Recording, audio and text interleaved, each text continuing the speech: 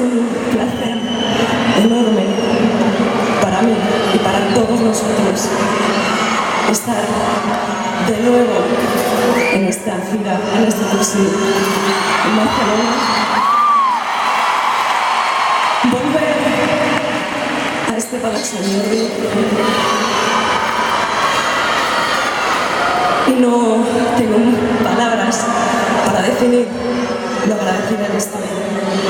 Simplemente deciros que, como algunos ya sabéis, el único objetivo de todo esto es que salgáis de aquí con una sonrisa en la cara. Y esto con el amor de todo corazón espero conseguirlo. Muchas gracias.